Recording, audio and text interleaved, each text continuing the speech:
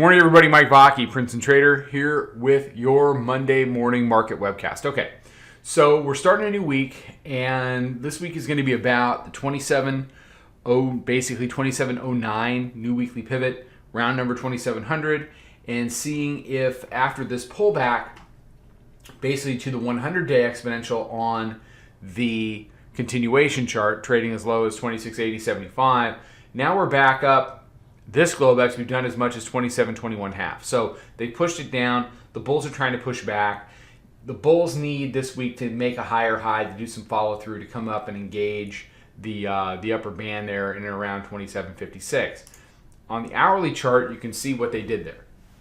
Right down to the weekly pivot and took it right on up, never looked back. So the bears did what I was asking them to do with Thursday and Friday. They turned them, well, 1.5 of the days into a directional down day. What they didn't do was they didn't convert the weekly pivot when they got down there, and they allowed just a massive bounce. We're still long from Friday. We had a couple of nice shorts, and then once it became pretty clear that that weekly pivot was going to hold, we used the next best high or low versus there, which for us was 93.25 to get long. We've taken some profits. We're still letting it run, and we got to trade in a pretty nice position heading into a Monday morning with a with a 20+ handle runner. So despite all of this, though, it closed right on the new weekly pivot, right around 27.08. Our close was 08. Weekly pivot 08.83. So the bears were in a position Sunday night into Monday where they really only had to hold serve, turn weekly pivot into resistance, and start to progress downward. Well, you can see they were trying, and then it didn't happen. So they rip it up over the top. Now they're trying to turn weekly pivot into support again early in the week, and that will allow the bulls, if they can follow through, to do the upside thing. So the bears gave themselves a chance. Heading into the weekly pivot here, 11 a.m. on Friday, they had put themselves in the best position they've been in during the course of this entire 400 handle bounce. So they're not out of it yet by any stretch, but they're going to have a good day. They're going to have to push back on this.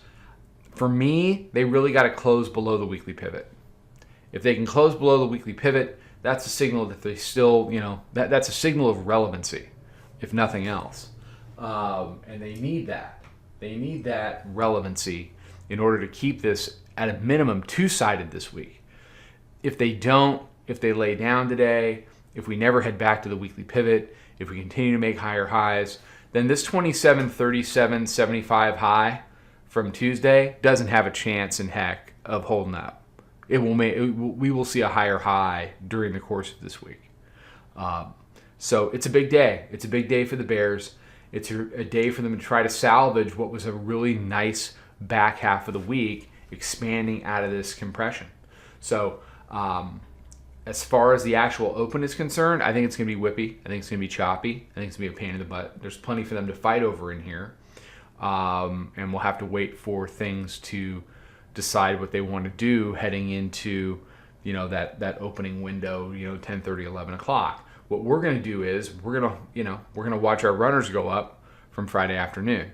So that's all I got. Watch those areas. I'll expand on this at 9:20 when we go live over on Instagram heading into the bell.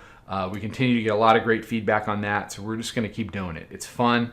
I don't care if there's 2 people in there or 200. It's fun. It's a glimpse into the room. We record it, so if you don't catch it live, you can catch it later.